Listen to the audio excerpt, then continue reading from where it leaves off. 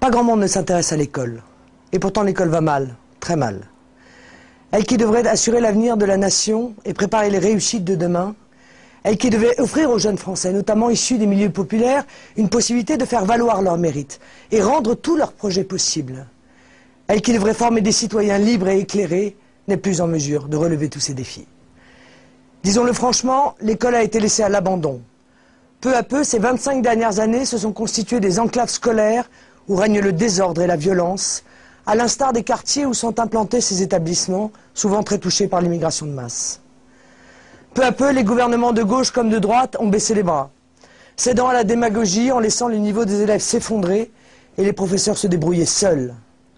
Peu à peu, les valeurs ont déserté l'école. La situation est grave, mais il est possible de relever la tête et de reconstruire l'école, de la maternelle au lycée. Des professeurs talentueux qui ont souvent le courage d'aller à l'encontre des consignes de leur hiérarchie n'ont jamais baissé les bras et continuent de se battre pour l'avenir de nos enfants. Des parents d'élèves luttent pour que les choses changent. La nation française tout entière reste extrêmement attachée à ce pivot essentiel que constitue l'école de la République. Nous pensons que l'école souffre avant tout de l'abandon des élites dirigeantes et d'un laisser-aller général. Nous proposons donc, face à cette dérive, un relèvement des exigences à l'école, dans tous les domaines, la discipline, les savoirs et les valeurs. Platon a écrit « Lorsque les maîtres tremblent devant leurs élèves et préfèrent les flatter, lorsque les jeunes méprisent les lois parce qu'ils ne reconnaissent plus au-dessus d'eux l'autorité de rien ni de personne, alors c'est là, en toute beauté et en toute jeunesse, le début de la tyrannie. » Ce qui n'était à l'époque qu'une réflexion philosophique très juste est aujourd'hui devenu réalité dans bon nombre d'établissements scolaires. Depuis une quinzaine d'années, l'insécurité à l'école n'a cessé de progresser. De l'ordre de 10% par an d'après les chiffres officiels. La discipline est une valeur en recul et il n'est pas rare qu'un cours entier se fasse dans le brouhaha et que des professeurs se voient insultés, au mieux verbalement, au pire physiquement, par leurs élèves ou leurs parents. Cette situation ne peut plus durer. Il va de soi qu'on ne peut rien transmettre quand les conditions élémentaires de sécurité et d'ordre ne sont pas réunies. Nous proposons donc de relever très fortement, en s'en donnant les moyens, l'exigence d'autorité à l'école. Dans les collèges et les lycées où cela se justifie, il faut autoriser les chefs d'établissement à fouiller les élèves suspects. Il faut installer des portiques de détection des métaux, sanctionner financièrement les parents lorsque leurs enfants entrent à l'école avec un objet dangereux. Il faut envisager de leur supprimer les allocations familiales dans les cas les plus graves. Il faut aussi mettre l'élève en condition d'apprendre. Parce qu'un jeune dans l'enceinte scolaire est d'abord un élève, il doit se comporter comme tel. Ce qui suppose de ne pas tolérer tout et n'importe quoi. Ainsi, un code vestimentaire strict doit être établi dans tous les établissements. Le téléphone portable doit être prohibé, de la primaire au lycée. L'élève remis à sa place, le professeur pourra plus facilement assurer sa mission première de transmission des savoirs. Il devra voir son statut revalorisé significativement, parce qu'un pays n'a pas d'avenir quand il ne respecte pas ses professeurs. Revalorisation financière, mais aussi revalorisation symbolique, à laquelle les enseignants, je le sais, tiennent beaucoup. À la moindre agression, même verbale, de la part d'un élève ou d'un parent d'élève, la sanction devrait être immédiate et exemplaire par sa dureté. C'est en replaçant l'autorité du professeur au cœur de l'éducation, en faisant en sorte qu'il se respecte et qu'il soit respecté, qu'on redressera la barre. Alors parfois, cela ne semble plus possible, parce que l'établissement est trop abîmé, parce qu'il y règne une ambiance trop délétère, parce que le découragement le submerge depuis trop d'années, parce que la violence y est massive et quotidienne, parce que les professeurs ne s'y sentent plus en sécurité, parce que le savoir aussi a déserté depuis longtemps ses locaux. Ces établissements irrécupérables doivent être matériellement détruits et d'autres doivent être reconstruits ailleurs, plus intelligemment, dans des quartiers moins ghettoisés. Parfois, ce n'est qu'en faisant table rase d'un passé trop lourd qu'on peut réenvisager l'avenir avec confiance. Vous savez, détruire un établissement et en reconstruire un neuf, rebâtir une dynamique de savoir, c'est parfois la seule façon de tourner une page et de redonner l'espoir à ceux qui n'y croient plus. Le deuxième chantier qu'il nous faut ouvrir d'urgence concerne les savoirs. Inutile de le nier, le niveau des élèves baisse d'année en année.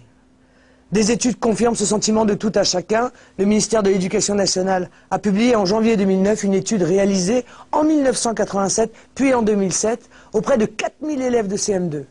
Ces résultats sont sans appel. Aussi bien en lecture qu'en calcul ou en orthographe, le niveau a chuté.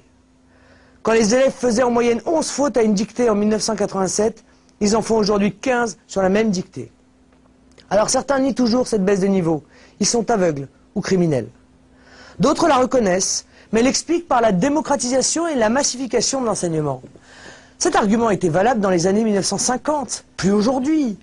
En 1987, l'enseignement était déjà tout aussi massifié qu'aujourd'hui, et pourtant le niveau était bien meilleur. Il faut réagir d'urgence parce que cet affaissement des savoirs pénalise d'abord ceux à qui leurs parents n'auront pas les moyens d'offrir des cours particuliers.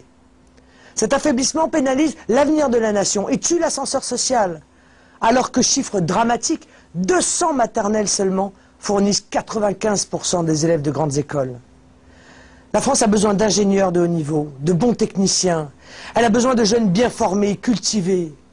Les élites de gauche comme de droite mettront toujours leurs enfants dans les meilleurs lycées, là où le niveau ne baisse pas. Voilà pourquoi on ne peut pas compter sur elles depuis des années. Nous avons des pistes pour inverser la tendance.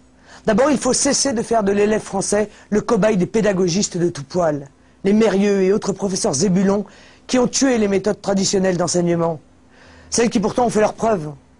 Ces gens-là que le pouvoir continue d'écouter ont empoisonné depuis des années par leurs préceptes suicidaires les IUFM.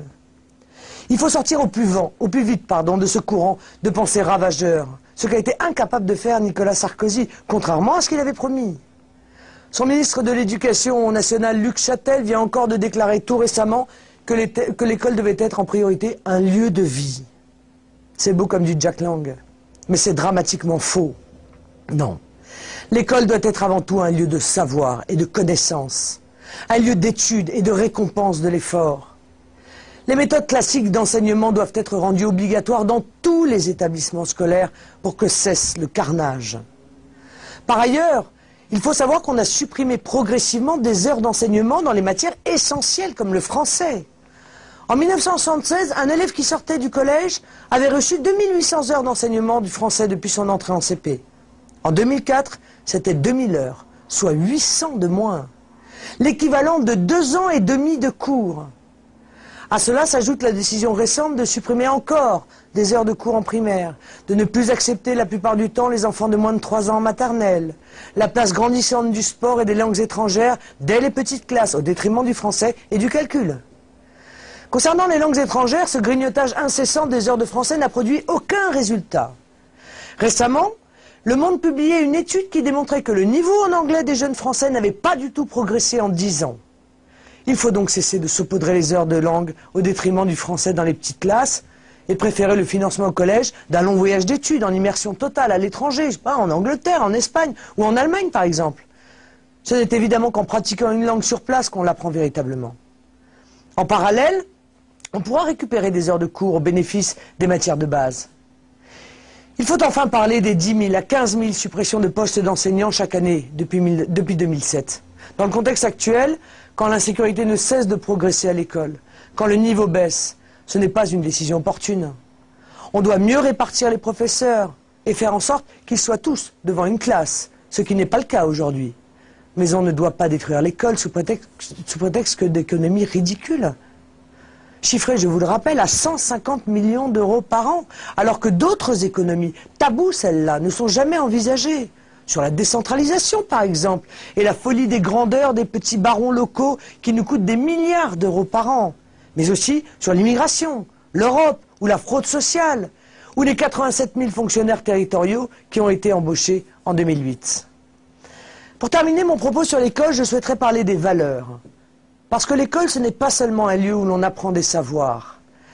On y apprend aussi à devenir un homme ou une femme honnête, un Français à part entière.